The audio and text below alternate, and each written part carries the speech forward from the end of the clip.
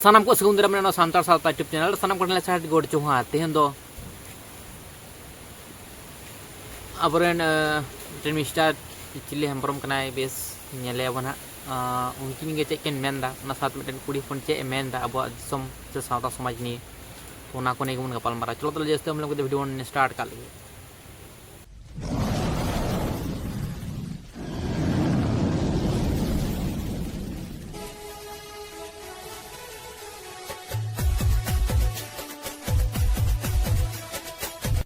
तीन अब जाहिर थान मंझी थान आद चाबायना तीन अब मंझी प्राणी गुड़ी दायके सनाम को आद चाबायना तीन अब थर्ड बिंसार से लेके तीन अब कराम बिनती डंगुर कराम बुरा कराम आद चाबायना तो अब आद चाबा के कोई आद चाबा के आपे कना पे और दल पे दोस को हम बाम ध्यान कना तीन नाम दा बाबू आने वाला हमरन गिदरे रात ते दिन बितु ते तीन बुझो दा नाम दा तीन परसेंट नो चसा बांग हुइलन खान केम चिकाया बंगाल ते टमका टुकुर कुलिया हैं अबुरन सरकार में केरल ते कुले कु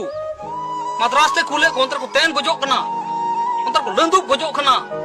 आर को हेमेट गज एडना कुया इन गान आर को गज चबाबु ना इंगे लटु लटु कंपनी को हिजु कना पैसा को जतो को गेमेर चबाय बना सलाम को एसिर को तहना सीसा उड़ा को तहना ना कांच उड़ा को तहना आर को धूड़ी चाटक में तो नेल केट गया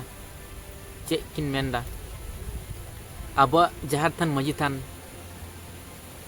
सानाम किछु मालट चाबा कना से मालट चाबाव कना चे हो बाकी तना बनुआ लेदा जमी जायगा को जुदी को रेज चाबा बना चास जुदी बांग होय तो चे बन चिके धुड़ी चाटक होय तो दिकु छतिक तो फ्लैट रे मेना को एसी रे को दु बड़ाय कना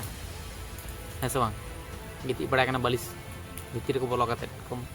मजा का लुटाव दा और अब दो धुड़ी बन चाटक उनको दो बड़ा बड़ा मंदिर मस्जिद को बनाव जनों कना गिरजा को बनाव जनों कना और अब दो जहार थान गया बाबन बिरेड रकाब दाड़ा कना बुंगा बुरु कमी कसनी के सानाम किछु बन हिडिंग चबाय सानाम किछु आद चबाव कदा सरी छोटी के तो सानाम बन मालट चबाव कदा नितो उनकान हालात रे मेना कना तो अब सरी छोटी जहार थान मंजी थान उना को सरी छोटी जदि बनुत तबना ताले चिकते अब दिसम रे बन राज कोड तले नवा बन हिर जम कना दिकु छतिक दो मंदिर मस्जिद गिरजा मारांग मारांग को बनाव जनों कना और अब तो उना बन लेदा जे बुंगा बुरु दो चे को चिकामा जम को अगुआ मके तो उनकान हालात रे मेना बन आर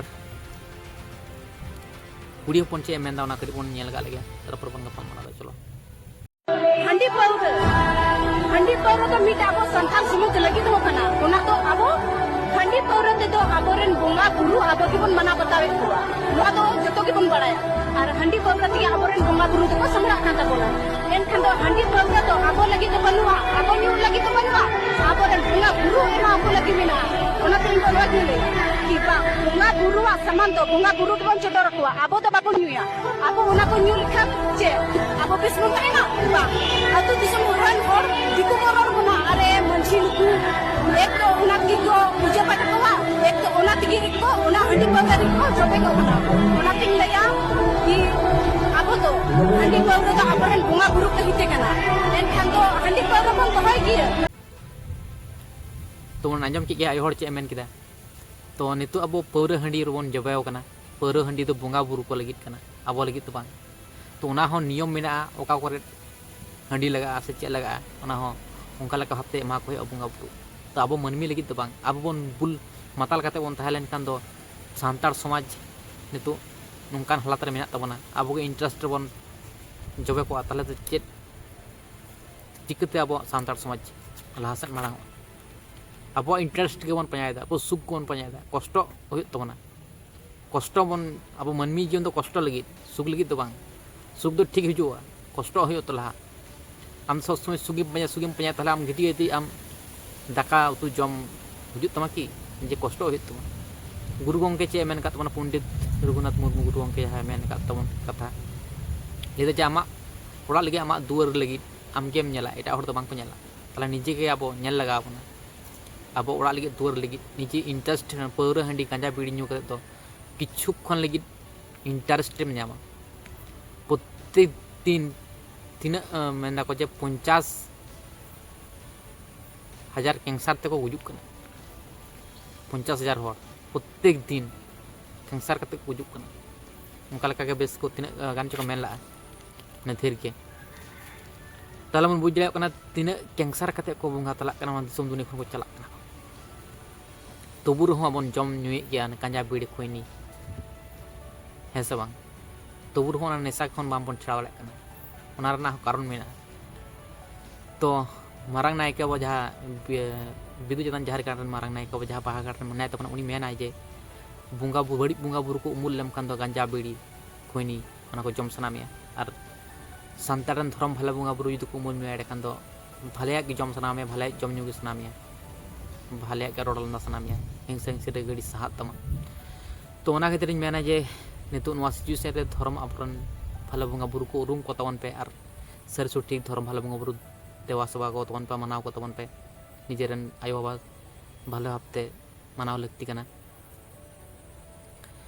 तो संसार आड़ी किछु होय गदो गया किंतु सिचुएशन मन मेंटेन करते अपन धर्म भाले बुंगा बुरु बन देवा सभा को मान हेसे एखान अब नापाय बन तहना अब सानतार समाज नापाय तहना और दिकु छेत्री बुंगा बुरु चितान दे भरसा करते बन तहना ताले संभव बांग कना अब तला से बांबन मांग दाड़े तो मेन कथा जहाँ होय कना अब तो पहिल खन को ले गुगा ओना आड़ी रकम कथा को किंतु जहाँ रियलिटी नेल ᱧᱟᱢᱚᱜ ᱠᱟᱱᱟ ᱱᱚᱣᱟᱴᱟᱜ ᱜᱮ ᱥᱟᱹᱨᱤ ᱚᱱᱟᱴᱟᱜ ᱜᱮᱵᱚᱱ ᱠᱚᱨᱟᱣᱢᱟᱱ ᱯᱟᱹᱦᱤᱞ ᱡᱟᱦᱟᱸ ᱠᱚ ᱞᱟᱹᱭ ᱟᱹᱜᱩ ᱠᱟᱫ ᱚᱱᱟ ᱜᱮ ᱡᱩᱫᱤ ᱥᱟᱵ ᱠᱟᱛᱮ ᱵᱚᱱ ᱛᱟᱦᱮᱱᱟ ᱮᱸᱰᱮᱠᱷᱟᱱ ᱥᱚᱢᱵᱷᱚᱵ ᱵᱟᱝ ᱠᱟᱱᱟ ᱞᱟᱦᱟ ᱥᱮᱫ ᱵᱟᱝ ᱢᱟᱲᱟᱝᱚᱜ ᱛᱟᱵᱚᱱᱟ ᱟᱵᱚ ᱥᱟᱱᱛᱟᱲ ᱥᱚᱢᱟᱡᱽ ᱟᱹᱰᱤ ᱦᱚᱲ ᱟᱹᱰᱤ ᱠᱟᱛᱷᱟ ᱠᱚ ᱢᱮᱱ ᱟᱹᱜᱩ ᱠᱟᱫᱟ ᱱᱤᱛᱚᱜ मोटामुटी 4000 बछर हुयुग कना नोआ दिसोम दुनिया हें से 4000 बछर अब सानतार ते तो और दिकु छतिक तो 2025 चला और बंगाली ते तो ना इंग्लिश ते तो 2025 और 1400 तीना कना बेस बांग्ला ते तो तार बन बुझ कना तीना साल पारम चाबाव कना तारपर नितो नोंकाना सिचुएशन रे मेना बना अब चितारे तीना नाहाचार चलाव कना फरासी युद्ध पलासी युद्ध प्रथम विश्व युद्ध द्वितीय विश्व युद्ध सावताल विद्रोह अडिगान विद्रोह चलाव कना उना पारम कते नितो अब जेद मेना बना हें से बांग तालहे नोंकान अक्तो रे अब सानाम किछु मन आज चाबाव कदा नितो सरी छुटी जहाँ ताहे कना से जहाँ मेना उना को सानाम किछु आज चाबाव कना नितो जहाँ लका जहाँ मेन दड़ाय कना उना गेबन मेनदा जे हें नोटाक सरी छुटी कना किंतु अब तुनकी तुलास कते बन नेल मान सरी छुटी दो ओका कना सरी छुटी का दो ओकाटा बन मनावा मनाव लगती कना आंखा गे हड़ मेन गो कदा मेनते नोआ गिन मनाव ओना कथा दो बांग निजे आम तुनकी तुलास निजे बुझ में निजे बुझ हुदिस कते उनका लका करा में कारण दो कना अब दोन मिसाल चाबाव कना सानाम किछु बन चाबाव का तबना नितो अरु फेराव बन अब गेबन अरु फेराव दा हें से बांग अरु फेराव कते दो बनु तबना जतो किछु सजाव कते बगाव कते दो बनु तबना दिकु छेती लेका दो किंतु अब निजे तेगे बगाव लगावन निजे तेगे बुझ कते कराव लगावना निजे तेगे बन हुदिस कते विचार कते उनका लका बन सजाव कते बन लासे बन माड़ा से लासे माड़ा लगा बना कारण दो कना अब सजाव कते तो बनु तबना उनका लका बोई पताब को बनु तबना और उनका लेकान अबरन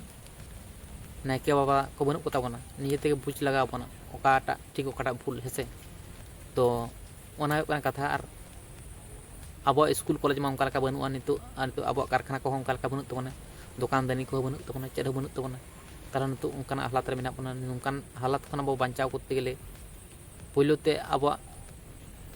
सरी सठिक जहाँ कान तबना ओना पांजा लगाव बना प्रत्येक जिनिस रे कुकली लगाव बना ओकाटा सरी सठिक ताहे कान तबना अब माझी आरी सिस्टम माझी थान जहाँ तीना अब परब पुनई को मेना तबना सानाम किछु अब सरी सठिक ओका कना ओना पांजा लगाव बना पहिलोते ओना खन माड़ांग ते जहाँ लगाव बना धर्म भाले बुंगा बुरु को उरुम लगाव बना अपरन धर्म भाले बुंगा बुरु को उरुम चिका बन उरुम को उनको उरुम को लगाव बना उनको देवा सेवा लगाव बना तारपर गे अब सानताड़ समाज रिलेमला रे मेना ताबना कारण दो होकना अब तो मेना जे सानताड़ अब दो सत सानताड़ बन थाकना पहिल दो अपरन सानताड़ बुंगा बुरु सला बन नेपल रिपोर्ट दाड़े कान थार उनका लकना तुम दाड़े थाहे कान तबना किंतु नितो हो उनका लकना तुम दाड़े मेना तबना नावन पतिया मन और अबरन बुंगा बुरु के सानाम किछु लेकाना को उदुग सदराबन कान्थे जतो किछु सेड़ाबन कान्थे तो नितो हो अबन खोज लेखान दो अपन धर्म भाला बुंगा बुरु सला बन नेपाल रोपड़ दाड़े उनको सला नेपाल रोपड़ काते सरी छुटी का अपन पंजार रुवाड़ दाड़े और आपा दिसम रे बन राज रुवाड़ दाड़े तो उनका लेकाते इन मेटे कथा मेना ताबन तबना जहाँ बन बड़ा जे बाहा गाड़ बिदु चलन जहार गाड़ मेना तबना दिसम जहार गाड़ जहाँ रे अब बड़ायाबन जे लुगु बुरु मेना तबना लुगु बुरु पहिल दो खचे हड़ को चला बुरुट बुरुट ओंडे आबरन सानताड़न धर्म भाला बुंगा बुरु को आड़गो बड़ा कान किंतु नेतार दो ओना कोहॉं को दिक्कु छतिक को हमेट चाबा केदा को बड़ी चाबा केदा अशुद्ध चाबा केदा को